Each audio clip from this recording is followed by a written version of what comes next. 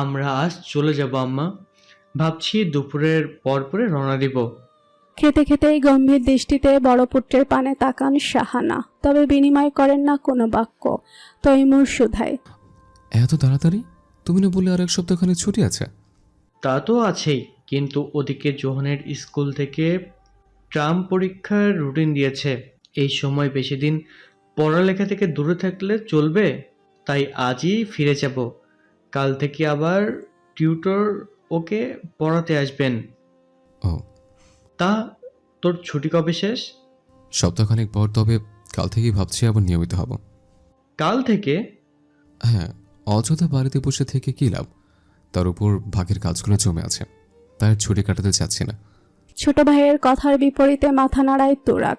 কথার ফাঁকে উৎমির উদ্দেশ্যে বলে ওঠে, তোমার ছুটি কবে শেষ উৎমি? সবে ভাসুরের প্লেটে আরেকটা রুটি দিচ্ছিল উৎমি।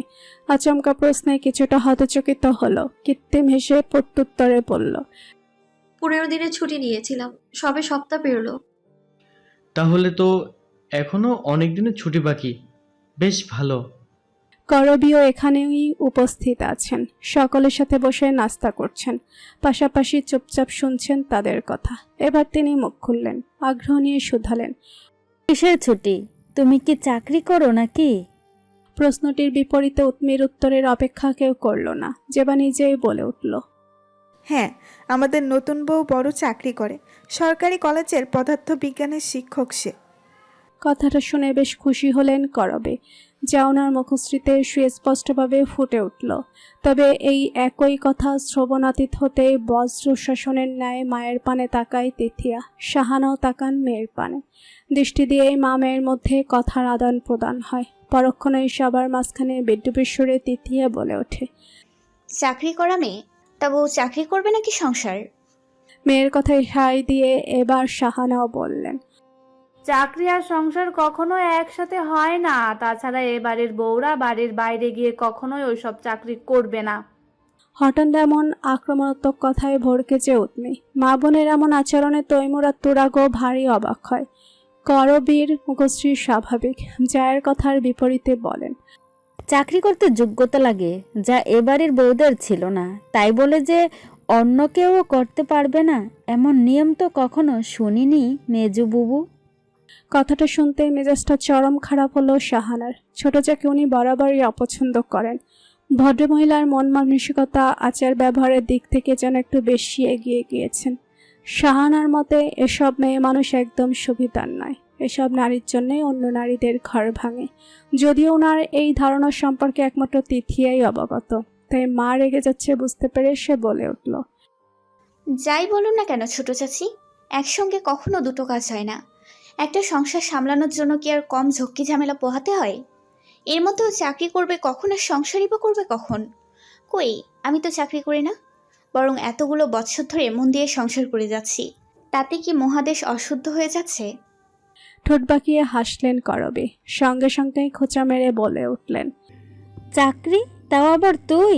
মাধ্যমিক পরীক্ষা দেওয়ার আগেই তো তোর মা তোকে বিয়ে দিয়ে দিয়েছিল। কত করে নিষেধ করলাম তোর মাকে, কিন্তু কি করলো সে? সৌন্দর্যের দোহাই দিয়ে বিয়ে দিয়ে দিল। শেষমেশ পরীক্ষাটাও তো আর দিতে পারলিই না, বরং তার আগেই পোয়াতি হয়ে বসে রইলি। শোন তিথি, ওই 9 পাস পড়ালেখায় ভালো চাকরি বাকরি করা সম্ভব নয়। আর সংসার, সারাক্ষণ তো তুই বাপের বাড়িতেই পড়ে থাকিস, সংসার আবার কখন করিস রে? কথাগুলো বোমার ন্যায় বিস্ফোরিত হলো খাবার টেবিলে। হতভম্ব হয়ে গেলেন শাহানা। রাগে ফুঁসছে তিথিয়া। কড়া কোনো উত্তর দেওয়ার জন্য প্রস্তুত হওয়ার আগেই পরিস্থিতি নিয়ন্ত্রণে আনতে তৈমুর বলে উঠল, আহা, এই সামান্য বিষয়ে নিজেদের মধ্যে কথা কাটাকাটির প্রয়োজন আছে? খাও তো চুপচাপ। সবাই তার কথায় থামলেও শাহানা থামলেন না। ছেলের উদ্দেশ্যে ক্ষীণকণ্ঠে বললেন, শোনো তৈমু, আমি সাফ সাফ তোকে বলে দিচ্ছি, এই বাড়ির বউ হয়ে থাকতে হলে চাকরি করা যাবে না।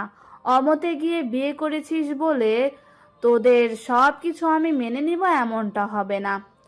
এখন চুপ থাক, ব্যাপারটা নিয়ে না হয় পরে ঠান্ডা মাথায় কথা হবে আম্মা। এখন যখন উঠেছে তাই এখনই আমি আমার সিদ্ধান্ত জানিয়ে দিলাম। এরপর এ নিয়ে আর কোনো কথাই হবে না। আমার কথাই শেষ কথা। যেবার তোরাক থমথমে দৃষ্টিতে তাকিয়ে আছে শাহানার পানে। কিছু বলার জন্য সাহস পাচ্ছে না। উৎমি এতক্ষণ চুপচাপ সব শুনল, তবে এবার আর চুপ করে থাকতে পারল না, বলল, চাকরি হাতের মোয়া নয় যে যখন ইচ্ছে গিয়ে করলাম, আবার অন্যের কথায় তা ছেড়ে দিলাম। আমি যে চাকরিজীবী মেয়ে তা জেনেই আমায় বিয়ে করে এ বাড়িতে আনা হয়েছে। তাছাড়া বিয়ের পর যে চাকরি ছাড়তে হবে এমন তো কোনো কথাও হয়নি। হলে অবশ্য কোনোভাবেই আমি এইভাবে বিয়েটা করতাম না। তাই আমার উপরে কোনো সিদ্ধান্ত চাপিয়ে দেওয়ার একদম চেষ্টা করবেন না। আমার জীবন নিয়ে সিদ্ধান্তটা আমিই নেব, অন্য কেউ নয়। একদমই কথাগুলো বলে গট গট হেঁটে স্থান ত্যাগ করল উৎমি। নতুন বউয়ের মুখে এমন কথা শুনে উপস্থিত সকলেই হতভম্ব হয়ে গেল। স্ত্রীর যাওয়ার পানে আহত দৃষ্টিতে তাকিয়ে রইল তৈমুর। এ ব্যাপারটা নিয়েও যে সামনে বড় কোনো সমস্যা আসতে চলেছে তার সাহসী টের পেল। তবে ঘটনাটি এখানেই থেমে গেল করবের কথায়। খাওয়া শেষ করে চেয়ার ছেড়ে উঠতে উঠতে তিনি বললেন, আমি আর তোদের চাচাও আজ চলে যাব। তোরাগরা যেহেতু যাচ্ছে তাই ওদের সাথেই না হয় বেরিয়ে পড়ব।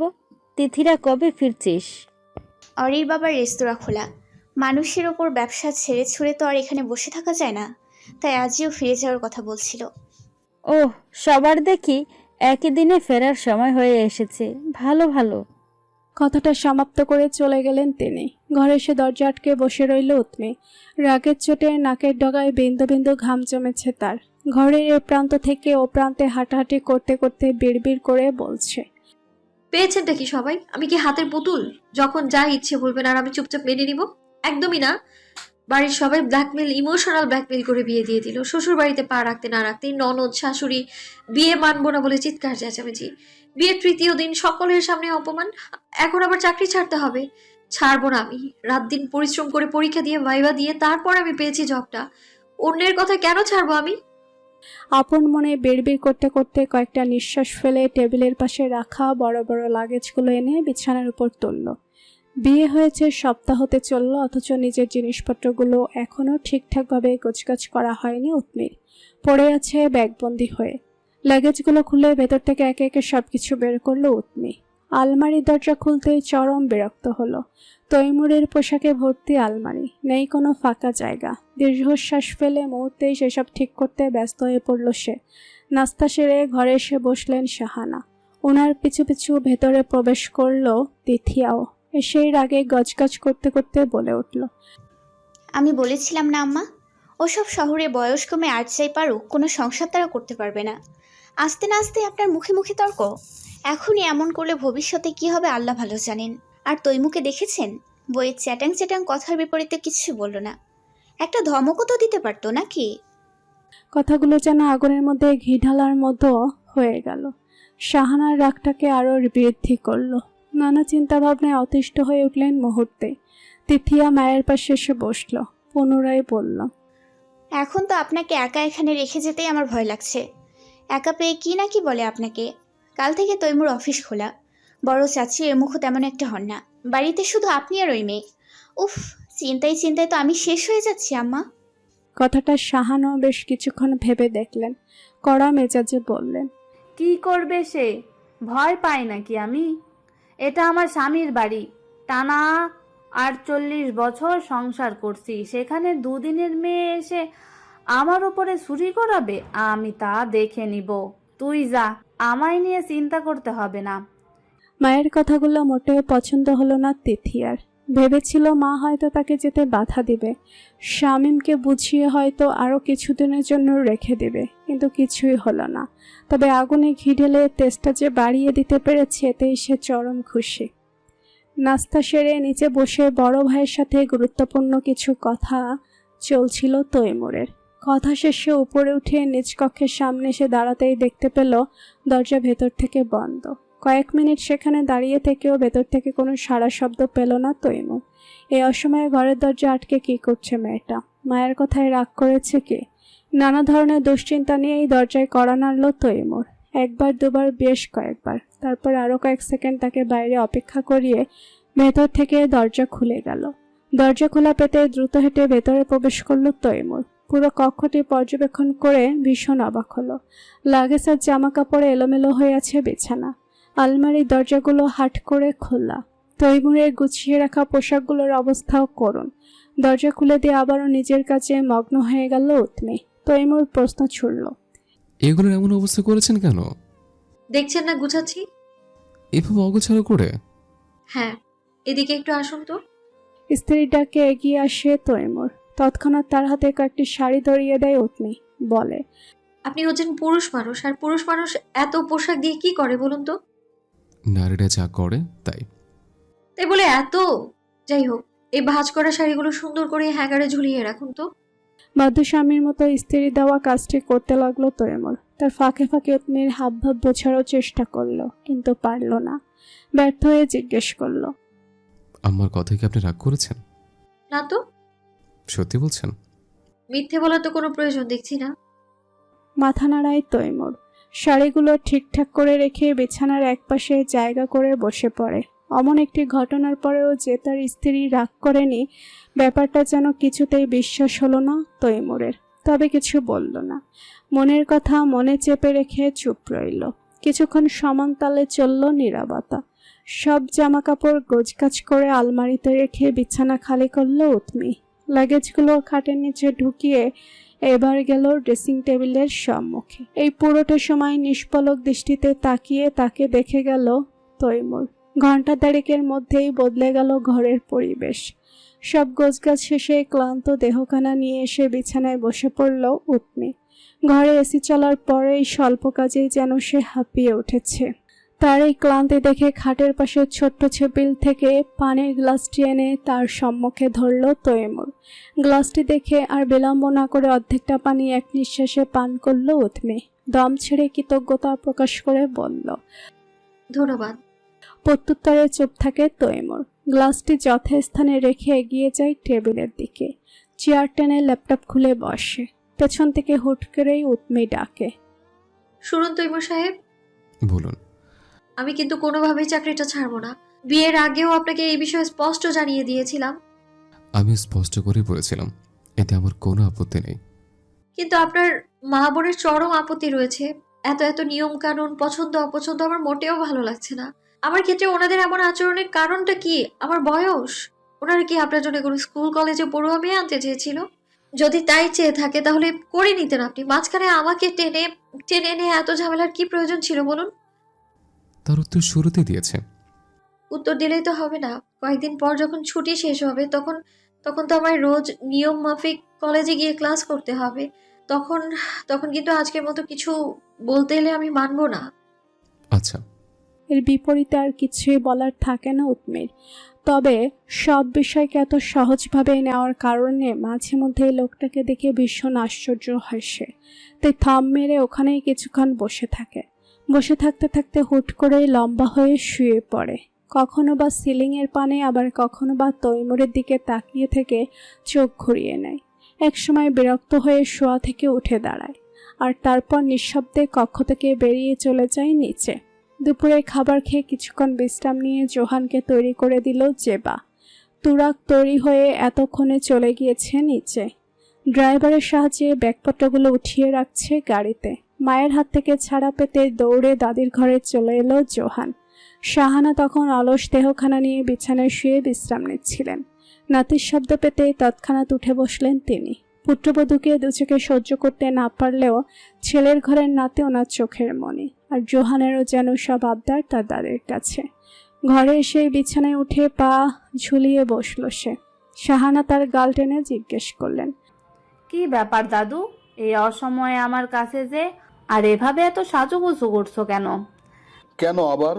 তুমি জানো না, আজ বাবা, আম্মু আর আমি তো বাড়ি ফিরে যাচ্ছি, তাই তো তোমার থেকে বিদায় নিতে এলাম। জানতাম তো, তা এখনই চলে যাবে? হ্যাঁ আম্মু, রেডি হওয়া শেষ হলেই চলে যাব। তুমি নিচে চলো। নাতির জোড়াজুড়িতে দ্বিমত করতে পারলেন না শাহানা। বিছানা থেকে নেমে এগিয়ে গেলেন নিজের আলমারির দিকে। আলমারির দরজা খুলে ভেতর থেকে একটা ছোট বাক্স বের করে তার থেকে বের করলেন কচকচে 1000 টাকার একটি নোট। এগিয়ে এসে জোহানের পকেটে গুজে দিয়ে ফিসফিস করে বললেন, এই টাকা দিয়ে তোমার যা ইচ্ছা তাই কিনে খেও, ঠিক আছে? চোখ দুটো চকচক করে উঠল জোহানের। প্রত্যেকবার দাদার বাড়ি এলেই দাদি তার পকেটে এমন 1000 টাকার নোট গুজে দিয়ে এই এক কথাই বলে।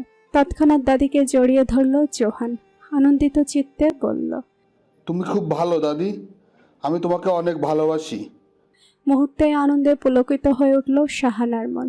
মাথায় হাত বুলিয়ে দিয়ে বললেন, চলো এবার নিচে যাই। চলো। যেতে যেতে দাদি নাতির মধ্যে চলল আরো অনেক কথাবার্তা। বড় ভাই আর ভাবির থেকে বিদায় নিয়ে গাড়ির কাছে এসে দাঁড়ালেন মহিউদ্দিন। যোগ দিলেন তোরাগ আর তৈমুর দুই ভাইয়ের কথোপকথনের মধ্যে। তৈরি হয়ে সবে সিঁড়ি বেয়ে নেমে অন্দরমহলে পা রেখেছে জেবা, তখনই শাশুড়ির সাথে তার চোখাচোখি হলো। ঠোঁটের কার্নিশে ফুটে উঠল কৃত্রিম হাসির রেখা। এগিয়ে এলো আরো সম্মুখে, কোমল স্বরে বলল, আমরা তবে আসছি আম্মা, নিজের যত্ন নেবেন। কোনো অসুবিধা হলে কিন্তু তুরাগ আর তৈমুরকে জানাবেন। তাছাড়া এখন থেকে আর আপনি একা নন, আপনার জন্য আপনার ছেলের পুত্রবধূ তো রেখেই যাচ্ছি। মুখশ্রী গম্ভীর করে রাখলেন শাহানা। কথাগুলো শুনেও না শোনার ভান করে ক্ষীণ কণ্ঠে বললেন, আমার নাতনিকে দেখে রেখো, পারলে ওর পরীক্ষা শেষে আবার দিয়ে যেও। শাশুড়ির কথার বিপরীতে মাথা নাড়ায় জেবা। শাহানার কথা বাড়ান না। নাতিকে সঙ্গে নিয়ে সদর দরজা পেরিয়ে চলে যান বাইরে। তখন এই রন্ধনশালা থেকে বেরিয়ে আসে উঠমে। জেবাকে দেখতেই পেছন থেকে বলে ওঠে, এখনই রওনা দেবেন নাকি ভাবি? কথাটা শ্রবণ নালী পর্যন্ত পৌঁছাতেই সেদিক পানে ফিরে তাকায় জেবা। উত্তর দেয়, হ্যাঁ, এখনই বের হব। কথাটা শুনে মন খারাপ হলো উৎমির। চুপসে গেল মুখশ্রী। তার দিকে এগিয়ে এলো জেবা। মন খারাপ বুঝতে পেরে বলল, ফোন নাম্বার তো দিয়েই গেলাম, যখন ইচ্ছে ফোন করবে আমায়। এখানে কোনো সমস্যা হলে তৈমুরকে জানাবে, একদম লজ্জা পাবে না। তৈমুর তোমার স্বামী, স্বামীর কাছে কোনো লজ্জা নেই আর চিন্তা নেই। আমিও ফোন করে খোঁজ খবর নিব। উপর নিচ মাথা নাড়ায় উৎমি। জেবা পুনরায় বলে, মেয়েদের একটু মানিয়ে চলতে হয় জানো তো। আজ সকালে যেভাবে আম্মার মুখের উপরে কথা বলে দিলে, সেসব আর কখনো করবে না। সব সময় সব জায়গায় প্রতিবাদ চলে না, কিছু কিছু সময় উত্তর জেনেও চুপ থাকতে হয়। মন দিয়ে সংসার করো। মালতী ফুপু আছেন, ওনাকে আমি সব বলে দিয়েছি, তোমায় সব বুঝিয়ে দিবেন উনি, ঠিক আছে? হুম। মুস্কি হেসে উৎমির গালে হাত রাখলো জেবা। তাহলে চলি এবার, ভালো থেকো। বিদায় নিয়ে এগোলো সদর দরজার দিকে। উৎমি আর সেখানে দাঁড়ালো না। তার পিছু পিছু সদর দরজা পর্যন্ত এসে থেমে গেল। মাকে দেখতেই তুরাগ এসে মায়ের থেকে বিদায় নিয়ে গাড়িতে উঠে বসলো। তারপর একে একে জেবা, জোহান, মহিউদ্দিন, করবী তারা উঠে পড়ল গাড়িতে। কয়েক সেকেন্ডের মধ্যে চলতে শুরু করলো গাড়িটি। চলন্ত গাড়ির খোলা কাচ দিয়ে মাথা বের করে হাত নাড়ালো জোহান। নাতির কাণ্ডে মুচকি হেসে নিজেও হাত নাড়িয়ে বিদায় জানান শাহানা। কিছুক্ষণ ঠায় দাঁড়িয়ে থাকেন সেখানে। মনে মনে সকলের জন্য আল্লাহর নিকট দোয়া প্রার্থনা করে বাড়ির ভেতরের দিকে পা বাড়ান। সদর দরজা দিয়ে ভেতরে প্রবেশ করার সময় চট করে দেখা হয়ে যায় ছোট পুত্রবধূর সঙ্গে। হাস্যোজ্জ্বল মুখখানা মুহূর্তে মলিন হয়ে ওঠে ওনার। মেয়েটিকে সময়ে সময়ে সামনে দেখতে পেলেই ভেতরে ভেতরে চরম বিরক্ত বোধ করেন তিনি। এখনও তেমনটাই করলেন। তারপর মুখ বাঁকিয়ে হনহন করে হেঁটে চলে গেলেন সেখান থেকে। উৎমি নীরবে শুধু দেখল ভদ্র মহিলার মুখভঙ্গি, তবে বিশেষ পাত্তা দিল না। দরজা চাপিয়ে বেরিয়ে এলো বাইরে। বাড়ির সম্মুখ ধরে ইটের বাধাই করা একটি রাস্তা গিয়ে থেমেছে গেট পর্যন্ত। তার দুধারে অসংখ্য ফুলের গাছ। সূর্য পশ্চিম আকাশে হেলে পড়েছে। তার সাথে তাল মিলিয়ে যত্নে এবং পরিচর্যায় বাড়ন্ত গাছে ফোটা সুন্দর ফুলগুলোও নেতিয়ে পড়েছে। সেই নেতানো ফুলগুলোই পরম যত্নে ছুঁয়ে দিল উৎমি। নাসারন্ধ দিয়ে শুকে নিল ঘ্রাণ। ছোট ছোট কদম ফেলে চারদিক দেখতে দেখতে উপভোগ করতে লাগলো প্রকৃতি। চোখ যেদিকে যায় সেদিকেই শুধু সবুজ আর সবুজ। সেই সবুজের মধ্যেই রং বেরঙের নাম না জানা কত শত ফুল। উৎমির নিকট মনে হলো এ যেন বাড়ি নয়, প্রকৃতির এক লীলাভূমি। বাড়ির পেছনের দিকে বিশাল বড় বড় গাছ। গাছের ডালে বাস করা পাখিদের কিচিরমিচির শব্দে মুখরিত প্রকৃতি। গন্ধরাজার বেলি ফুলের গন্ধে মোমো করছে চারদিকে। গেটের পাশ দিয়ে লতা ছড়ানো মাধবীলতা গাছটি আগেই নজরে পড়েছিল উৎমির। তবে ভেতরটা যে এতটা সুন্দর তা যেন কল্পনাই করতে পারেনি সে। হাজারি গোলাপ গাছটায় ফুলে ফুলে ভরা। সেদিক পানে দৃষ্টি পড়তেই মুগ্ধতা ছড়িয়ে গেল তার ভেতরে। হাত বাড়ালো ফুলগুলো ছুঁয়ে দিতে, কিন্তু তার আগেই এক পুরুষালী হাত তার হাতের উপর দিয়ে গিয়ে গাছ থেকে ছিঁড়ে নিল দুটো লাল রঙের ফুল। খানিকটা ভড়কে গেল উৎমি, তৎক্ষণাৎ পিছু ফিরে তাকালো। দৃষ্টিগোচর হলো পরিচিত মুখশ্রী। তৈমুর হাতের ফুলগুলো থেকে একটা স্ত্রীর হাতে ধরিয়ে দিয়ে তার পেছনে গিয়ে দাঁড়ালো। মাথায় ঘোমটা দেওয়া ওড়নাটা সরিয়ে খোপা করা চুলগুলো একটানে খুলে ফেলে কানে গুজে দিল অবশিষ্ট ফুলটি। কাজটি হয়ে যাওয়ার পর সেখান থেকে দ্রুত পায়ে সরে দাঁড়ালো। আকস্মিক ঘটনায় বোকা বনে গেল উৎমি। ফ্যালফ্যাল নয়নে তাকিয়ে রইল। স্ত্রীর এমন চাহনিতে মনে মনে হাসল তৈমুর। সাথে মেয়েটির সৌন্দর্য প্রশংসাও করল বটে, তবে সামনাসামনি কিছুই যেন বুঝতে দিল না তাকে। অন্যদিকে দৃষ্টি ঘুরিয়ে শুধালো, তা এখানে কি করছেন ম্যাডাম? তেমন কিছু না, দেখছিলাম জায়গাটা। আপনি কি করছেন? আপনাকে দেখছিলাম। ভুরু যুগল কিঞ্চিত কুচকালো উৎমি। ক্ষীণ স্বরে বলে উঠল, কি? আপনাকে দেখে এসেছে। ও, ছোট্ট করে কথাটি বলে পুনরায় বাগান দেখায় মনোযোগ দিল উৎমি। বাড়িটির বাপ এসে যেতেই নজরে পড়ল ফুলে ফুলে ভর্তি জারুল আর কৃষ্ণচূড়া গাছটির। গাছের নিচে অবস্থানরত সবুজ জমিনটা এখন বেগুনি আর লাল রঙেদের দখলে। দৃশ্যটি দেখে মুহূর্তেই চকচক করে উঠল উৎমির হৃদয়। উচ্ছ্বসিত কণ্ঠে বলে উঠল, বাহ, এখানে তো দেখছি জারুল আর কৃষ্ণচূড়া গাছও আছে। সত্যি বলতে আপনাদের বাড়িটা কিন্তু অনেক সুন্দর। এতক্ষণ স্ত্রীর দিকে নিষ্পলক দৃষ্টিতে তাকিয়েছিল তৈমুর। আচমকা স্ত্রীর এমন ছটফটে প্রাণবন্ত আচরণে সন্তর্পণে দীর্ঘশ্বাস ফেলল সে। পাশাপাশি দাঁড়িয়ে গাছের দিকে পূর্ণ দৃষ্টিতে তাকিয়ে বলল, গাছটা আমার বাবা নিজ হাতে লাগানো। কৃষ্ণচূড়া আমার প্রিয় ফুল ছিল। বিদায় গ্রাম থেকে এনে লাগিয়েছিলেন গাছটা। আর বাকিগুলো? বাকিগুলো বলতে যার যখন যা ইচ্ছে হয়েছে তা এনে লাগিয়েছে। আর এই জারুল গাছটি কলেজের এক বৃক্ষপ্রেমী স্যারের থেকে আমি উপহার হিসেবে পেয়েছিলাম। তবে সেই স্যার তার বছর দুয়েক পরেই সড়ক দুর্ঘটনায় মারা গিয়েছিলেন। কিন্তু ওনার দেওয়া এই গাছটি ঠিকই রয়ে গেল। প্রতি বছর সময় মতো ফুল দিচ্ছে, ফল দিচ্ছে। কথাটা শুনে সাময়িক মন খারাপ হলো উৎমির। সন্তর্পণে দীর্ঘশ্বাস ফেলে পুনরায় জিজ্ঞেস করল, তা এত বড় বাগানের যত্ন কে নেয়? আপনি? না, যত্ন নেওয়ার সময় কোথায়, এর জন্য আলাদা লোক রাখা আছে। বাড়ির ওপাশে ওনার থাকার জায়গা। বাগান পরিচর্যা, গেট পাহারা দেওয়া ওনার কাজ। তবে জায়গাটা সবচেয়ে সুন্দর লাগে সকালে, নতুন নতুন ফুল ফোটে। চুপচাপ মনোযোগ সহকারে কথাগুলো শোনে উৎমি। আশেপাশে দৃষ্টি বুলিয়ে এবার তাকে তাড়া দেয় তৈমুর। সন্ধ্যা হয়ে গিয়েছে, একটু পর আজান হবে। এবার ভেতরে চলুন। ভেতরে যাওয়ার কথা শুনে মলিন হয়ে গেল উৎমির মুখশ্রী। দ্রুত পায়ে গাছের দিকে যেতে যেতে বলল, দাঁড়ান, সঙ্গে করে কয়েকটা ফুল নিয়ে নি। তারপর 6 পাপড়ি বিশিষ্ট কয়েকটা বেগুনি রঙের ফুল তুলে নিল হাতে।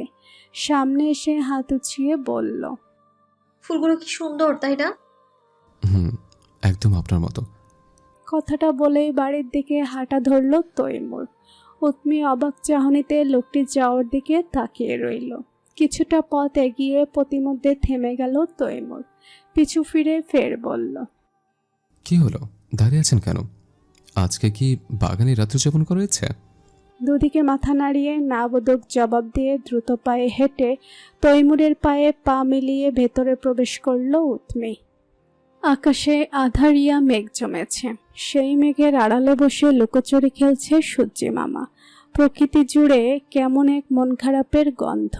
সেই মন খারাপটাকে আরও তীব্র থেকে তীব্রতর করতে সকাল থেকে এক নাগাড়ে কেঁদে যাচ্ছে ছোট্ট তনি।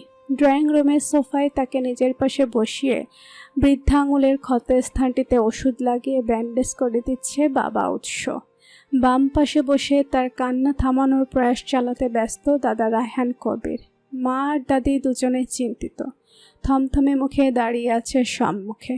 ভোরবেলা ঘুম থেকে উঠে বিড়ালছানা আইসক্রিমের সাথে খেলতে গিয়েই তার ধারালো নখের আঁচড় খেয়ে ঘটে গিয়েছে এই অঘটন। কেয়া বেগমের চোখে মুখে উদ্বিগ্নতা, কপালে জমা বিন্দু বিন্দু ঘাম শাড়ির আঁচলে মুছিয়ে অভিযোগের সুরে পুত্রের উদ্দেশ্যে বললেন, আমি আগেই নিষেধ করে দিয়েছিলাম, বাড়িতে এসব বিড়াল পোষার প্রয়োজন নেই। ছোট একটা বাচ্চা আছে, কিন্তু না, আমার কথা শোনার তো প্রয়োজনই মনে করে না কেউ। এখন দেখ কি একটা অবস্থা। বাড়িতে বসে না থেকে ওকে নিয়ে ডাক্তারের কাছে যা। বড় কোনো কিছু হওয়ার আগেই ইঞ্জেকশন দিয়ে নিয়ে আয়।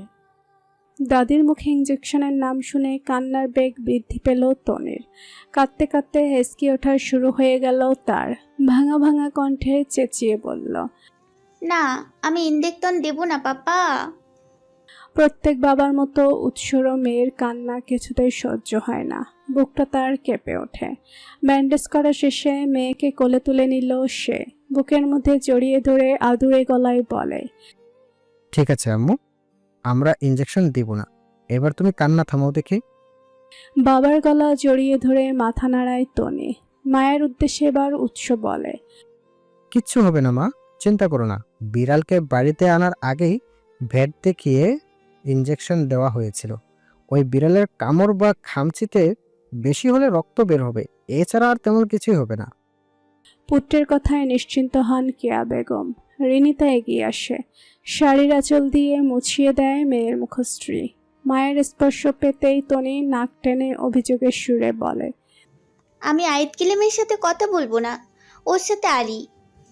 সেন্টার টেবিলের কাছে গোল গোল চোখে তনির পানে নিষ্পলক দৃষ্টিতে তাকিয়ে ম্যাও করে নিজের ভেতরকার আহাজারি প্রকাশ করছে অবুঝ প্রাণীটি।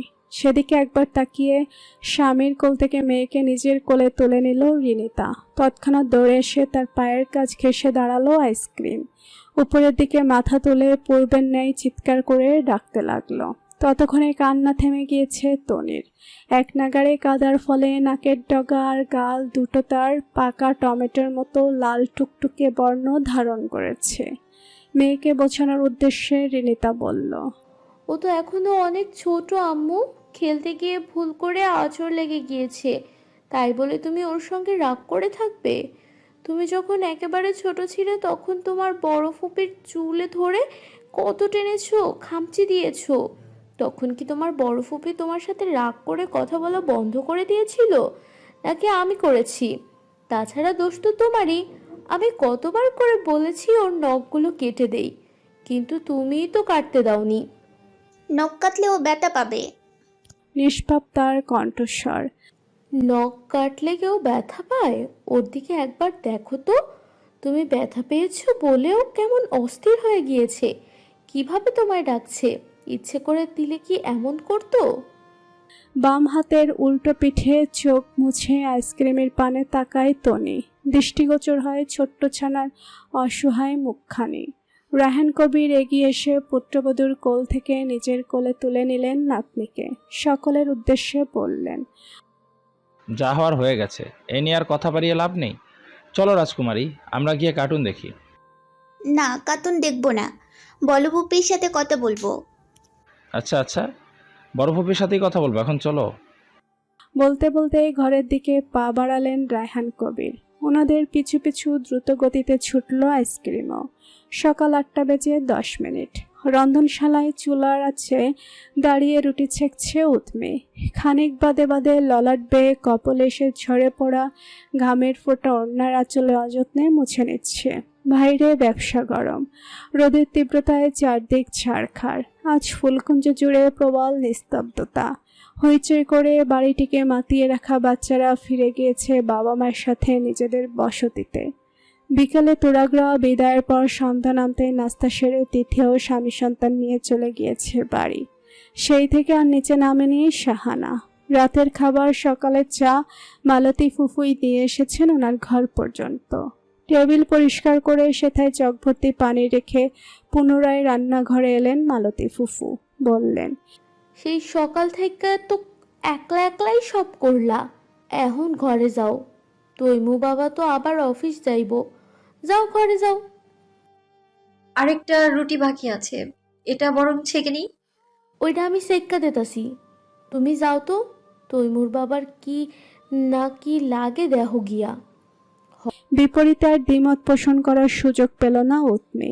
মালতী ফুফুর সাথে খুন্তিটা হাত বদল করে বেরোনোর জন্য পা বাড়ালো। তখনই ভেতরে প্রবেশ করলেন জয়নব। তাকে দেখতেই মুস্কি হেসে বললেন, আরে ছোট বউ যে, তা সকাল সকাল এইখানে যে রানতে আইসো বুঝি? সৌজন্য হেসে মাথা নাড়ায় উৎমি। মালতী ফুফু তৃপ্ত কণ্ঠে ওনার প্রশ্নের জবাবে বলে উঠলেন, ওগো ভাবি, সেই ভেন্নাবেলায় রান্নাঘরে ঢুকছে। এই গরমের মধ্যে রুটি, 2 পদের ভাজি সব বৌমা একলা হাতে বানাইছে। এই দেখেন। সঙ্গে সঙ্গে উকি দিয়ে তা দেখলেন জয়নব। বললেন, তা ভালো করছো। বাড়ির বইয়ের কামই হইল রান্ধন বান্ধন করা। আমরাও এককালে করছি, তবে তুমগো মতো এমন গ্যাসের চুলায় আসছিল না, লাকড়ি দিয়ে মাটির চুলায় রান্না করছি। তা বউ আমারে 2টা রুটি বানায় দাও তো। 2টা হইলেই চলবো। তোমার চাচা শ্বশুর আবার ভেন্নাকালের নাস্তা বাজারে কইরা আইছে। আমি একলা মানুষ, 2টা রুটি হইলেই হইয়া যায়। চাচি শাশুড়ির কথায় অপ্রস্তুত হেসে মাথা নাড়ায় উৎমি। মুখের উপর চেয়েও না করতে পারে না। মালতী ফুফু এতে বিরক্ত হয়ে বলেন, আটার কাই তো শেষ। আচ্ছা, আমি বানাইয়া দিতাছি। প্রস্তাবটা মোটেও পছন্দ হলো না জয়নবের। নাকচ করে দিয়ে বললেন, এত জীবনে তো তোর হাতেই খাইলাম, এবার নতুন বউয়ের হাতে তৈরি খাওন খামু। কি বউ খাওয়াইবে না? আমি নাকি নিজেই বানাই লমু? না না, আমি নতুন করে বানিয়ে নিব। আপনি এখান থেকে আপনার প্রয়োজন মতো নিয়ে যান, এগুলো মাত্রই তৈরি করা হয়েছে। সন্তুষ্ট হলেন জয়নব। আচ্ছা বলে এগিয়ে গিয়ে নিজের জন্য বরাদ্দকৃত স্টিলের প্লেটটি নিয়ে তাতে গুনে গুনে 4টি রুটি তুলে নিলেন, আর সাথে নিলেন ছোট ছোট 2টো বাটি ভর্তি 2 পদের তরকারি। কাজ শেষ হতেই বড় বড় কদম ফলে সেখান থেকে বেরিয়ে গেলেন। মালতী ফুফু ওনার কাণ্ড দেখে মুখ বাঁকিয়ে বের বের করে বললেন, 2টা কইয়া 4টা লইয়া গেল। বয়স বাড়ার পরেও মানুষে এত খায় কেমনে? গোসল সেরে আয়নার সামনে দাঁড়িয়ে তৈরি হচ্ছে তৈমুর। কয়েকদিনের ব্যবধানেই তার এই সাদাসিধে কক্ষটির ব্যাপক পরিবর্তন ঘটেছে। কক্ষের আনাচে কানাচে বিছানায় মেয়েলি ঘ্রাণের সাথে সাথে ড্রেসিং টেবিলের উপরে অস্তিত্ব বজায় রেখে স্থান পেয়েছে মেয়েলি সব সাজসজ্জা জিনিসপত্র। হেয়ার ব্যান্ড, লিপস্টিক, কাজল থেকে শুরু করে নাম না জানা আরও কত কি। চিরুনিতে ঝুলছে সুদীর্ঘ বেশ কয়েকটি চুল। দীর্ঘশ্বাস ফেলে চিরুনি হাতে নেয় তৈমুর। চুলগুলো ফেলে দিয়ে চিরুনি দিয়ে আশ্রয় নেয় নিজের চুল। বেশ কিছুক্ষণ ধরে খোঁজাখুঁজি করার পর কোনো এক ড্রয়ারের এক কোণে পড়ে থাকা হাত ঘড়িটি খুঁজে পেয়ে প্রশান্তির শ্বাস ছাড়ে। আলমারি থেকে কাপড় বের করতে গিয়েই ভোগান্তির শিকার হতে হয়েছে বেচারাকে। মেয়ে মানুষের এত এত কাপড়ের মধ্য থেকে নিজের কাপড় বের করা কি 4টেখানি কথা? এই মুহূর্তে এসে তৈমুর খুব করে উপলব্ধি করছে, বিয়ে করা সহজ হলো, বিয়ের পরবর্তী জীবনগুলো কাটানো বড়ই কঠিন এবং অ্যাডভেঞ্চার টাইপ। নইলে কি আর নিজের এই সাজানো গোছানো ছিমছাম ঘরটায় হুট করে এক রমণীর আগমন ঘটে, এতটা পরিবর্তন ঘটে? বেলা বাড়ার সঙ্গে সঙ্গে রোদের তীব্রতাও বেড়েছে। গরমের চোটে পরনের পোশাকটাও ঘামে ভিজে গিয়েছে উৎমির। জয়নব যেতেই নতুন করে আটার ডো বানিয়ে আবারও সে তৈরি করে নিয়েছে কয়েকটা রুটি। হাত দুটো ধুয়ে নিতেই বাহির থেকে হাঁক ডাক এলো, নাস্তা কি এখনো তৈরি হয়নি? এই মালতি, নাস্তা দে। খাওয়ার পর আমার আবার ওষুধ আছে। ওই দিন তৈমুও তো অফিসে যাবে। বেশি আসা কথাগুলো শ্রবণাতীত হতেই এটা যে শাশুড়ি মায়ের কণ্ঠস্বর তা চট করে বুঝে গেল উৎমি। সেই ডাক শুনে মালতী ফুফু দ্রুত হেঁটে চলে গেলেন বাহিরে। সেখানে যাওয়ার পর দুজনের কি কথা হলো শোনা গেল না কিছুই। আঁচলে হাত মুছে একে একে খাবারগুলো নিয়ে টেবিলের ওপর রাখলো উৎমি। ততক্ষণে শাহান এসে চেয়ার টেনে বসেছেন। ছোট পুত্রবধূকে পরিবেশন করতে দেখে ভুরু কুচকালেন। রুটি ছুঁড়ে মুখে পুড়ে শুধালেন, তৈমু কই? প্রশ্নটি ছুটতে না ছুটতে সেখানে এসে উপস্থিত হলো তৈমুর। চেয়ার টেনে বসতে বসতে বলল, সুপ্রভাত আম্মা, কেমন আছেন? আলহামদুলিল্লাহ। সকালে নিচে নামলেন না যে? আপনার কি শরীর খারাপ? এমনি নামিনি, চিন্তা করিস না, খেয়ে নে। মায়ের কথায় নিশ্চিন্ত হয়ে থেমে যায় তৈমুর। এবার তার দৃষ্টি গিয়ে ঠেকলো স্ত্রীর পানে। ছোট ছোট চুলগুলো ঘোমটা ভেদ করে ঘামে ভিজে লেপ্টে আছে কপালে আর গালে। সেদিকে তার কোনো খেয়াল নেই, আর না আছে স্বামীর পানে। সে নিজের মতো করে রুটি দেওয়া শেষ করে তরকারি দিচ্ছে স্বামীর পাতে। খেতে খেতে সেই দৃশ্য দৃষ্টিগোচর হলো শাহানার। ভেতরে ভেতরে চরম বিরক্ত হলেন। গলা ছেড়ে ভারী কণ্ঠে বলে উঠলেন, এগুলো কি বানিয়েছিস মালতি? বাইরেতে কি লবণ ছিল না? তরকারিতে লবণ হয়নি কেন? হলুদের পরিমাণও তো বেশি হয়ে গেছে। এসব কি খাওয়া যায়? ললাটে ভাঁজ পড়ল মালতী ফুফুর। শাড়ির আঁচলে হাত কসলাতে কসলাতে বললেন, আজকাল রান্না তো নতুন বউ করছে মেজো ভাবি, আর লবণ হলুদ তো ঠিকই আছে। নামানোর আগে আমিই তো খাইয়ে দেখলাম। মায়ের অভিযোগ শোনা মাত্র তৈমুরও খাবারটা চোখে দেখল। তারপর বলল, সব তো ঠিকই আছে আম্মা, খেতেও ভালো হয়েছে। মুহূর্তে মেজাজটা তুঙ্গে উঠে গেল শাহানার। রাগত স্বরে বললেন, আমি কি তবে মিথ্যে বলছি? বইয়ের জন্য মাকে মিথ্যেবাদী প্রমাণ করতে চাইছিস এখন? মা ছেলের মধ্যে তর্কাতর্কি পছন্দ হলো না উৎমের। কথায় কথা বাড়ে। সকাল সকাল ঝামেলা তার একদম ভালো লাগে না। মিহিসরে তাদের মধ্যেই বলে উঠল, সবার টেস্ট তো আর এক নয়। আমি আমার টেস্ট অনুযায়ী লবণ দিয়েছিলাম, পরের বার না হয় ভুল শুধরে নিয়ে আপনাদের টেস্ট অনুযায়ী দিয়ে দিব। মুখে মুখে কথা বলো না তো, রুটিটাও তো গোল হয়নি। এত ধিঙ্গিমে অথচ কাজকর্ম কিছুই পারো না। মা কি সংসারের কাজ কিছুই শিখায় নাই নাকি নষ্টামি শিখাইছে? শেষার্ধ কথাটাই চমকালো থমকালো উৎমে। মুহূর্তেই সকল কোমলতার রূপ নিল কঠোরতায়। দাঁতে দাঁত চেপে বলল, শুধু ঘর সংসার কেন, ঘর সংসার থেকে শুরু করে রান্না বান্না শিক্ষা দীক্ষা সবকিছুই আমার মা শিখিয়েছেন আমায়। আর হ্যাঁ, আপনি নষ্টামির কারণ কি দেখলেন? কি নষ্টামি করেছি আপনাদের সাথে? মুখে যা এলো তাই বলে দিবেন? কান খুলে শুনে নিন। একদম আমায় দুর্বল মনে করার যা তা বলার চেষ্টা করবেন না। আপনার অপমান কিন্তু আমি কিছুতেই মুখ বুজে সহ্য করব না। যে রুটি ছিঁড়েই খেতে হবে, সেই রুটি গোল হলো কি হলো না তা দেখতে হবে কেন? তেলে বেগুনে জ্বলে উঠলেন শাহানা। রাগে রীতিমতো কাঁপছেন তিনি। পুত্রের উদ্দেশ্যে তেজদীপ্ত হয়ে বলে উঠলেন, তোর সামনে দাঁড়িয়ে তোর মায়ের সাথে কেমন আচরণ করছে দেখিস না তুই? এই দিন দেখার জন্য পেটে ধরছিলাম তোকে। পারিবারিক শিক্ষাহীন একটা মেয়েকে ভদ্রবাড়ির বউ করে এনেছিস। এমনি মুখে মুখে তর্ক করে ভবিষ্যৎ আর কি করবে কে জানে। মা বউয়ের কথা কাটাকাটির মাঝখানে নিজেকে বড়ই অসহায় মনে হচ্ছে তৈমুরের। সন্তর্পণে দীর্ঘশ্বাস ফেলে চোখে মুখে গাম্ভীর্য ফুটিয়ে তুলল সে। স্ত্রীর উদ্দেশ্যে গম্ভীর কণ্ঠে বলল, চুপ থাকুন তুমি, বড়দের মুখোমুখি কথা বলা উচিত না। ঘরে যান, এদিকটা মালতী ফুপু দেখে নেবেন। কথাটা শুনেও না শোনার ভান ধরে রইল উৎমে। শাশুড়ির শেষার্ধ কথাটাও তার পছন্দ হয়নি, তাই রাগের পারদ বৃদ্ধি পেল। যথাযথ উত্তর না দেওয়া পর্যন্ত মন মস্তিষ্ক যেন কিছুতেই শান্তি পাবে না তার। তিরিক্ষি মেজাজ নিয়ে বলতে লাগলো, আমার শিক্ষা নিয়ে কথা বলার আপনি কে? আপনার নিজেরই তো বাকি কথাটুকু আর সমাপ্ত করা হলো না তার। প্রতিমধ্যেই থেমে যেতে বাধ্য হলো। তৈমুর ধমক দিয়ে বলে উঠল, কথা বলতে নিষেধ করেছেন আপনাকে, তারপরে তো কথা কিসের? ঘরে যান। অসহ্যকর একটা কথার জোরে কে কিভাবে কার উপরে থাকবে সেসবের প্রতিযোগিতা শুরু হয়েছে বাড়িতে। তার ধমকে উপস্থিত সকলে ততষ্ট হয়ে গেল মুহূর্তে। সহসাসে রাগে না, উঁচু গলায় কারোর সাথে কথাও বলে না। যা সম্পর্কে খুব ভালো করে অবগত শাহানা, তাই তিনিও নীরব রইলেন। রাগ দমানোর জন্য বেশ কয়েকবার নিঃশ্বাস ত্যাগ করে মায়ের উদ্দেশ্যে এবার কড়াকড়িভাবে বলল, কথার মধ্যে একটা লিমিট থাকা উচিত আম্মা। মুখে যা আসলো তাই বলে দিলাম, এমনটা উচিত নয়। এটা কখনোই সম্মান বয়ে আনে না। তারপর না খেয়ে হাত দিয়ে বসা থেকে উঠে গেল তৈমুর। কারো থেকে বিদায় নেওয়ার প্রয়োজন মনে না করে গটগট হেঁটে বাড়ি থেকে বেরিয়ে গেল অফিসের উদ্দেশ্যে। তার যাওয়ার পথে তাকিয়ে বেশ কয়েকবার পিছু ডাকলেন শাহানা, কিন্তু মায়ের ডাক পরিপূর্ণভাবে অগ্রাহ্য করল সে। ছেলের এই হুট করে ওঠা রাগ আর অবাধ্যতায় নিরাশ হলেন শাহানা। পুত্রবধূর পানে তাকিয়ে ক্ষিপ্রতার সহিত বললেন, তোর জন্য আমার ছেলেটা না খেয়ে চলে গেল। তোমার জন্য মায়ের অবাধ্য হয়ে গেছে আমার ছেলে। জীবনও ভালো হবে না তোমার।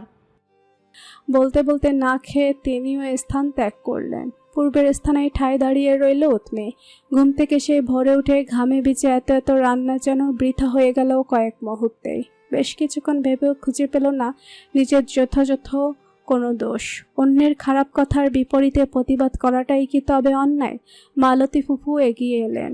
এঁটো প্লেটগুলো একজোট করতে করতে তাড়া দিয়ে বললেন, বসো এনে, খাইয়ে নাও তাড়াতাড়ি। বেলা বাড়তেছে, আবার দুপুরের রান্নার আয়োজন করতে হইব। খাবো না আমি, আপনি খেয়ে বাকি সব রেখে দিন। স্বামীর ঘর করতে হইলে এইসব ছোটোখাটো ব্যাপার স্যাপার এড়াইয়া যাইতে হয়। সে তুমি যত বড় শিক্ষিত মাইয়াই হও না কেন, কথায় কথায় সোপা করলে শাশুড়ির চোখেও খারাপ হইবা, স্বামীর চোখেও খারাপ হইবা। সংসার জীবন তো পার কইরা আইছি, তাই সবই বুঝি। মানুষের কথায় খাওয়ানোর উপর রাগ করতে নাই। তুমি খাইলেও কারো কিছু আইব যাইব না, আবার না খাইলেও কারো কিছু আইব যাইব না। কেউ মুখের সামনে নিয়ে কইব না খাইয়া লও, আর না অসুখ হইলে সেবা যত্ন করব। বাপের বাড়ি আর শ্বশুর বাড়ির মধ্যে বিস্তর ফারাক, বুঝলা? তবে তৈমু বাবা খুবই ভালা মানুষ, একেবারে মেজো ভাইজানের লাহান, কিন্তু মা ভক্ত আর কি। মায়েরে মেলা সম্মান করে, তাই শাশুড়ির মন জোগাইয়া চলার চেষ্টা করবা। নাও এখন খাইয়া লও। নীরবে কথাগুলো শুনল উৎমি। গভীর এক ভাবনায় মগ্ন হয়ে নিজের কথাটাই অনড় রইল। তারপর বড় বড় কদম ফেলে এগিয়ে গেল নিজ কক্ষের দিকে। রাত 9:50। ছুটির দিনে জমে থাকা কাজগুলো করতে করতে শরীরে যেন জং ধরে গিয়েছে তৈমুরের। হাতের আঙুল আর ঘাড়ে করছে টনটনে ব্যথা। মোবাইলটা হাতে নিয়ে সময় দেখতেই ভীষণ অবাক হলো সে। অফিস টাইম শেষ হয়েছে আরও 1 ঘন্টা আগে, অথচ সেদিকে কিনা কোনো খেয়ালই ছিল না তার। সকালে নাস্তার টেবিলে ঘটে যাওয়া ঘটনাটি মনে পড়তে অপ্রত্যাশিত এক দীর্ঘশ্বাস বুক চিরে বেরিয়ে এলো তৈমুরের। সারাদিনে একবারও ফোন করে নেওয়া হয়নি বাড়ির কারো খোঁজ। হুট করে রেগে যাওয়াটা কি তবে উচিত হয়নি তার? বুঝতে পারছে না তৈমুর। টেবিলের উপর থেকে প্রয়োজনীয় কিছু ফাইল ব্যাগে ভরে চেয়ার ছেড়ে উঠে দাঁড়ালো সে। বাড়িতে পৌঁছাতেও পেরোবে ঘন্টা। তার মধ্যে রাস্তায় জ্যাম থাকলে তো আর কথাই নেই। বাহিরে মুষলধারে বৃষ্টি পড়ছে। বৃষ্টির সাথে পাল্লা দিয়ে ক্ষণে ক্ষণে পড়ছে বাজ। কখন নামলো এই অবাধ্য বৃষ্টির ধারা সেসবও জানা নেই তৈমুরের। আজ কি তবে একটু বেশি আনমনা ছিল সে? কে জানে। বেশি কিছু আর না ভেবে অফিস থেকে বেরিয়ে দ্রুত হেঁটে গাড়িতে উঠে বসতেই ড্রাইভার ইঞ্জিনে স্টার্ট দিল। তৎক্ষণাৎ বৃষ্টির গতির সাথে পাল্লা দিয়ে পিচ ঢালা রাস্তার উপর দিয়ে ছুটে চলল গাড়িটি। বৃষ্টির সাথে কারেন্টের যেন রয়েছে গভীর এক শত্রুতা। নইলে বৃষ্টি আসতে না আসতে কেন পুরো ধরণীকুলকে অন্ধকারে নিমজ্জিত করে চলে যায় সে। আকাশে বিদ্যুৎ চমকাতে দেখে রাতের খাবার সেরে ঘরে চলে গিয়েছে বাড়ির প্রবীণরা। এতক্ষণে হয়তো কেউ কেউ নাক ডেকে গভীর ঘুমে আচ্ছন্ন হয়ে পড়েছে। পুরো বাড়ি জুড়ে এখন শুধু নিস্তব্ধতা আর অন্ধকারে ঘেরা। এই নিস্তব্ধতাকে সঙ্গী করে খোলা বারান্দায় এক এলোকেশী বসে আছে। জোরে জোরে বাস পড়ার শব্দেও যেন টনক নড়ছে না তার। সকালে সে ঘটনার পর থেকে একবারের জন্য ঘর থেকে আর বের হয়নি উৎমি। এমনকি মালতী ফুফুর ডাককে অগ্রাহ্য করে জেদ চেপে ধরে বসেছিল ঘরে। বৃষ্টির দিনে রাস্তা থাকে ফাঁকা। সেই ফাঁকা রাস্তার কারণে 1 ঘন্টার রাস্তা মাত্র 40 মিনিটে পাড়ি দিয়ে এলো তৈমুর। গেট দিয়ে ভেতরে যখন তার গাড়িটি প্রবেশ করলো তখন হাত ঘড়িটিতে 10:41। গাড়ির ভেতর থেকে এক্সট্রা ছাতা নিয়ে নেমে গেল সে। অর্ধ নামানো জানালার কাছে মাথা ঝুঁকে ড্রাইভারের উদ্দেশ্যে বলল, আজ রাতে আর বৃষ্টি থামবে বলে মনে হচ্ছে না আশফাক। তুমি বরং গেস্ট রুমে গিয়ে শুয়ে পড়ো। কাল সকালে একবারে আমার অফিসে পৌঁছে দিয়ে বাড়ি চলে যাও। তার কথার পৃষ্ঠে মাথা নাড়িয়ে সায় জানায় আশফাক।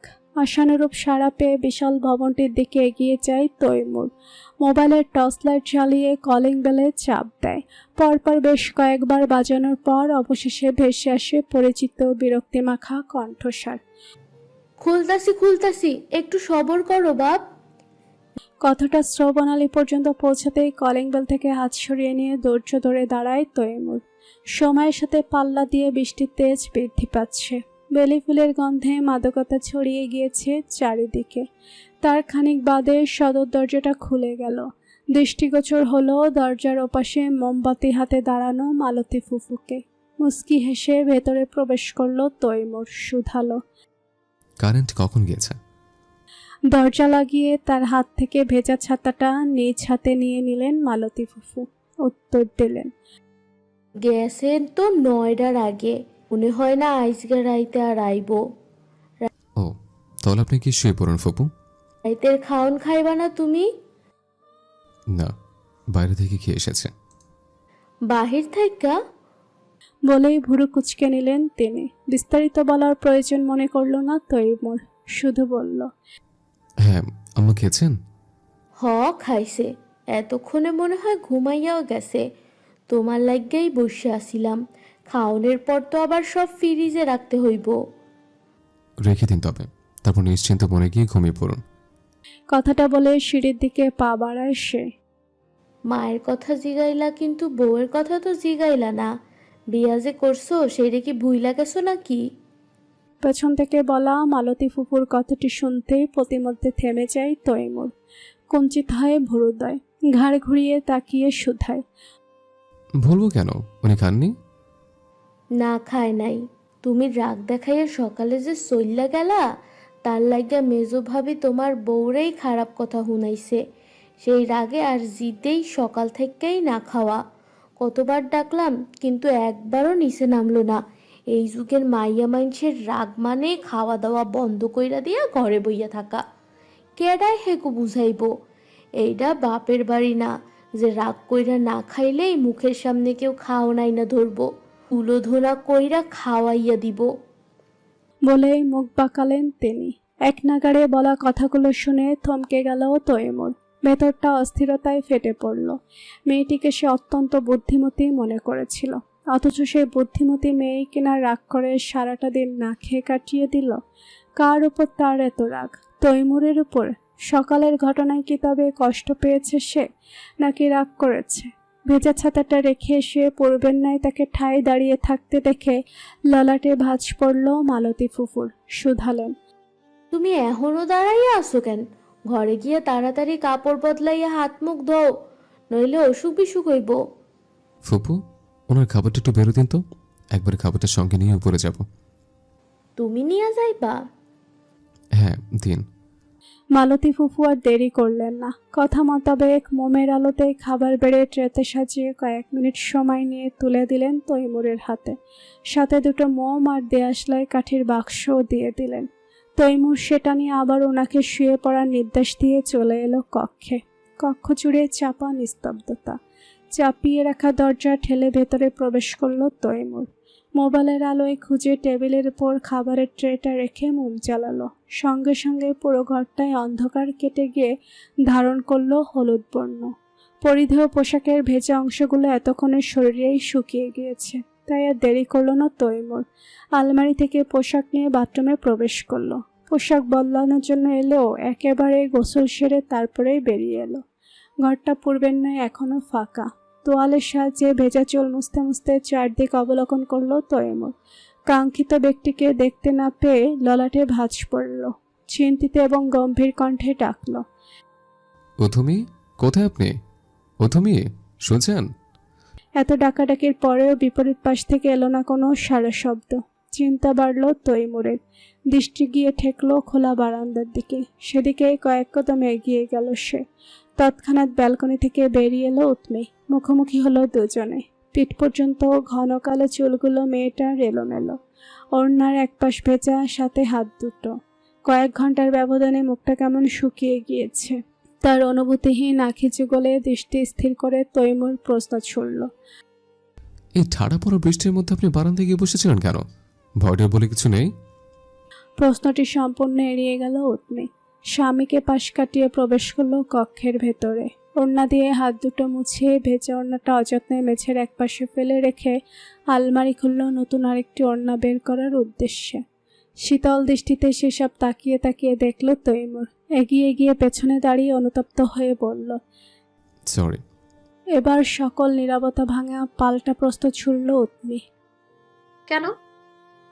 সকালে ঘটনার জন্য। কথাটায় আবারও নীরব হয়ে গেল উৎমি। সরে গিয়ে বসলো বিছানায়।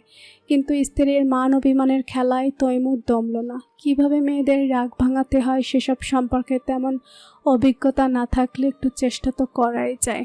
টেবিল থেকে খাবারের ট্রে আর মোমবাতি নিয়ে স্ত্রীর মুখোমুখি বিছানায় এসে বসলো তৈমুর। মোমবাতিটা রাখলো বিছানার পাশে ছোট্ট টেবিলে।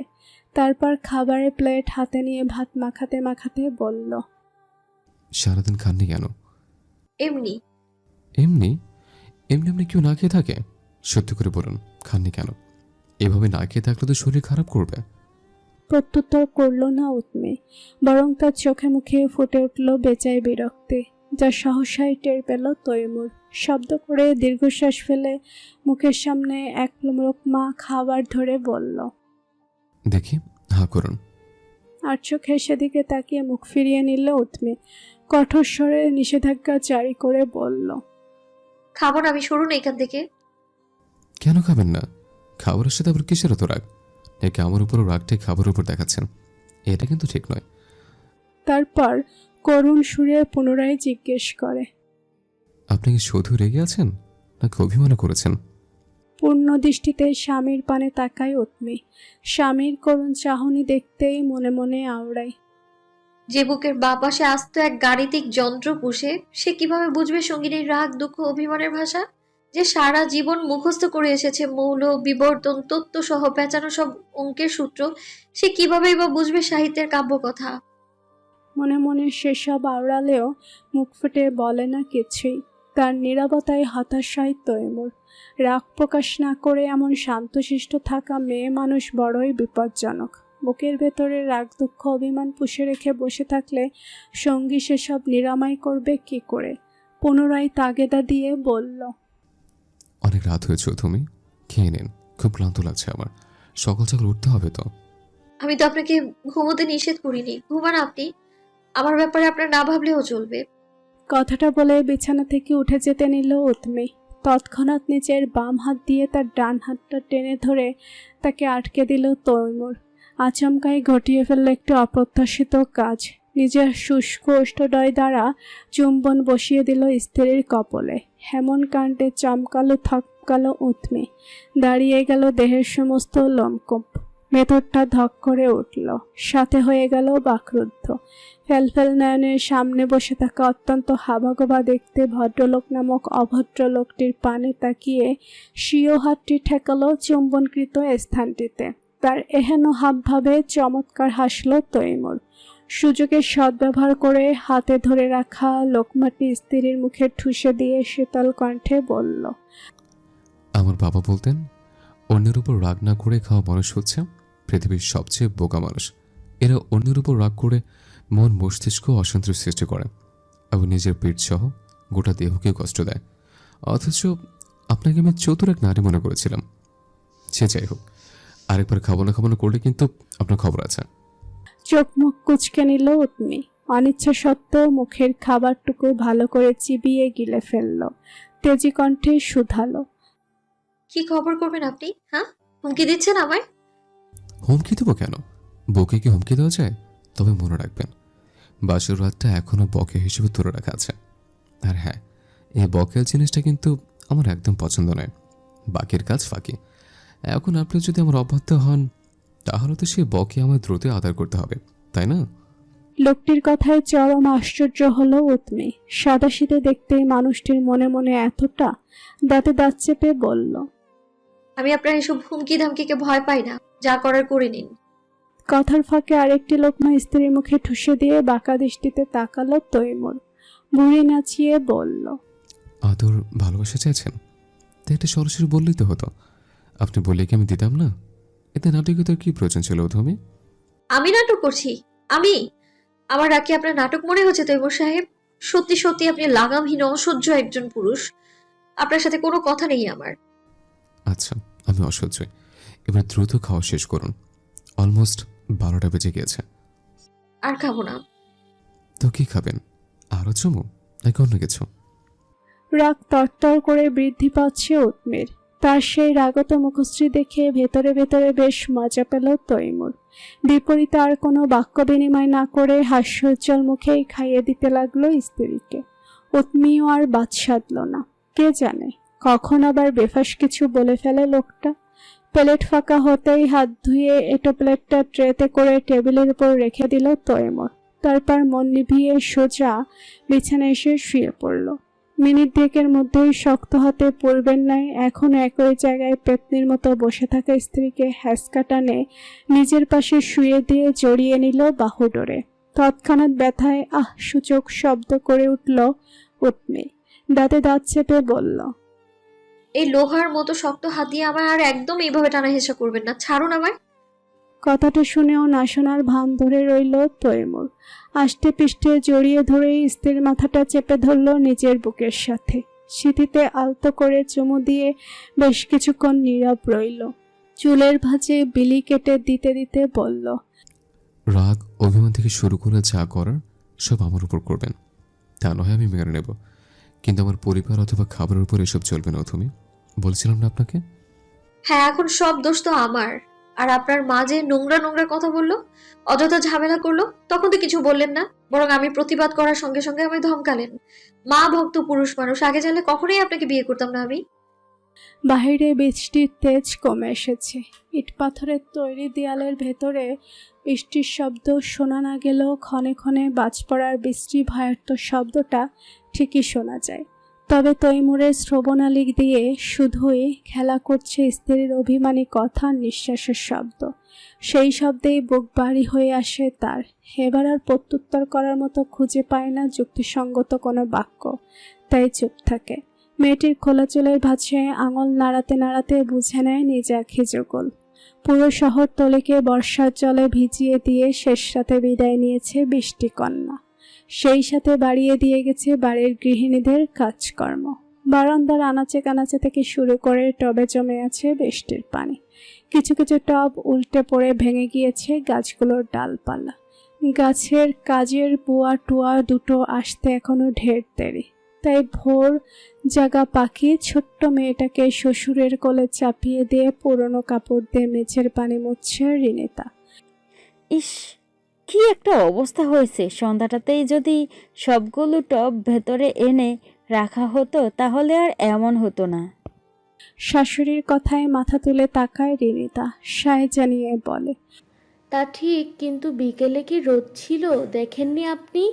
কে জানতো যে রাতে এমন ঝড় বৃষ্টি হবে? তার উপর রাত বেরোতে আপনার নাতনির না ঘুমানোর পায়তারা। এসবের জেরে সব ভুলে গিয়েছি মা। পুত্রবধূর কথার বিপরীতে মাথা নাড়ান কিয়া। ভেতরের দিকে হাঁটা ধরে চিৎকার করে ডাকেন, উষা, এই উষা, সারাক্ষণ ঘরে বসে মোবাইল নিয়ে মুস্কি মুস্কি হাসা ছাড়া কি আর কোনো কাজ নেই তোর? একটু তো ভাবির হাতে হাতও সাহায্য করতে পারিস নাকি? ঘুম থেকে উঠে এখনো ব্রাশ করা হয়নি উষার। বিছানা থেকে শুরু করে মাথার চুল সবই তার এলোমেলো। পড়ার টেবিলে মোবাইল হাতে বসে আছে সে।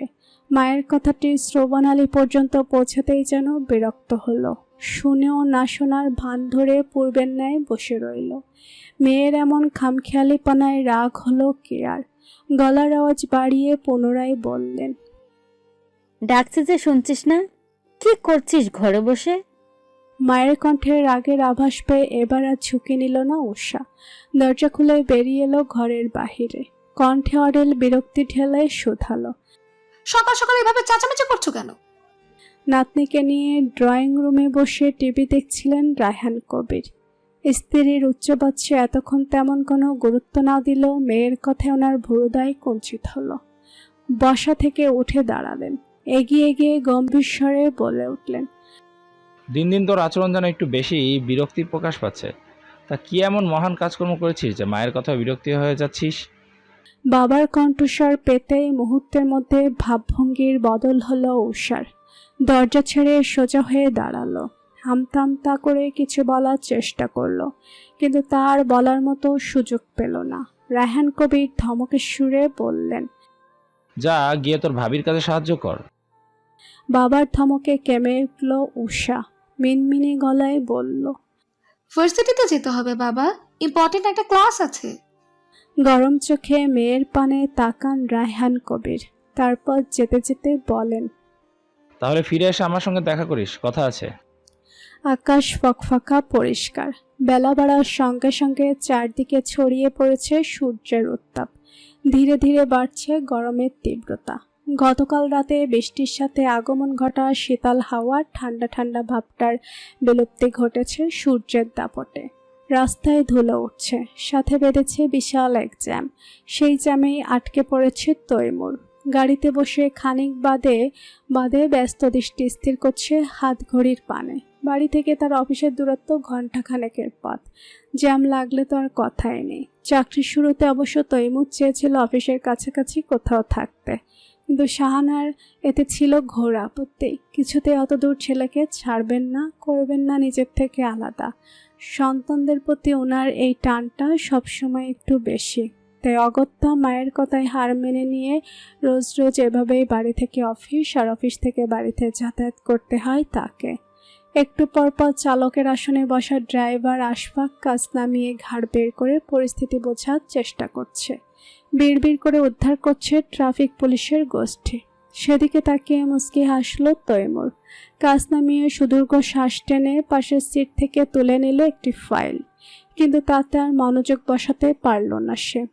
শ্রবণালীতে এসে বাড়ি খেতে লাগলো কারো প্রাণবন্ত হাসির জোয়ার। তর্জনী আঙুলের সাহায্যে চোখের চশমাটা ঠিক করে জানালার বাহিরে দৃষ্টি রেখে হাসির উৎস খোঁজার চেষ্টা করলো তৈমুর। কিছুক্ষণের মধ্যেই দেখা মিলল হুড নামানো রিকশায় বসা একজোড়া কপতির। কিন্তু এই হুড নামানোর কারণে চেহারা তাদের অস্পষ্ট। দৃষ্টি সরিয়ে নিল তৈমুর, হতাশ কণ্ঠে বলল, মেইন রাস্তা দিয়ে না এলে পারতে আশফাক। এখন এই জ্যাম কখন ছাড়া কে জানে। এই জ্যামের কারণে অফিস পৌঁছাতে তো দেরি হবে, তার সঙ্গে আজও বাড়ি ফিরতে দেরি হবে। প্রথমে তো রাস্তা ঠিকই ছিল স্যার, এভাবে জ্যাম পড়বে কে জানতো। সব দোষ এই বাস ড্রাইভারদের। শালারা প্যাসেঞ্জার ওঠানোর জন্য যেখানে সেখানে গাড়ি থামিয়ে দেয়। বলতে বলতে সুযোগ মতো একটু একটু করে গাড়িটা সামনে এগিয়ে নেয় আশফাক। তৈমুর আর প্রত্যুত্তর করে না। এক পল বাহিরে তাকিয়ে জানালার কাছে ওঠানোর উদ্দেশ্যে হাত বাড়াতেই তার ভুরুযুগল কুঞ্চিত হয়। পরিচিত কিছু দেখলো মনে হওয়ায় পুনরায় আবারও তাকালো সেদিকে। গাড়ির পাশে দাঁড়ানো একটি সিএনজি, তার পেছনে দাঁড়িয়ে থাকা হুড নামানো রিকশাটির হুড এখন তোলা, যার ফলে রিকশায় বসে থাকা সেই কপতের মুখশ্রী এবার সুস্পষ্ট। অল্প বয়সী হ্যাংলা পাতলা ছেলেটিকে চিনতে না পারলেও পাশে বসে হাসতে হাসতে ছেলেটির গায়ের উপর ঢলে পড়া মেয়েটিকে চিনতে তেমন অসুবিধা হলো না তৈমুরের। বিয়ের দিন থেকে শুরু করে পরপর 3 বার মেয়েটির সাথে দেখা হয়েছে তার। বিড়বিড় করে নিজেই নিজেকে প্রশ্ন করলো, উদ্ধমের ছোট বোন উষানা এটা ওইখানে কি করছে? নানা ধরনের ভাবনা ভাবতে ভাবতেই পকেট থেকে মোবাইল বের করে তাদের কয়েকটা ছবি তুলে নিল তৈমুর। তারপর আবারও গভীর দৃষ্টিতে পর্যবেক্ষণ করতে থাকলো দুজনকে। ডাকবে কি ডাকবে না সেই দ্বিধাদ্বন্দ্বেই ভুগতে ভুগতে রাস্তার জ্যামটা ছেড়ে দিল। এই অতিষ্ঠ করা জ্যাম থেকে মুক্তি পেয়ে একে একে গাড়িগুলো সামনের পথ ধরে ইতোমধ্যে চলা শুরু করে দিয়েছে। আশফাক গাড়ি চালাতে চালাতে প্রসন্ন চিত্তে বলে উঠল, অবশেষে ছাড়লো তবে।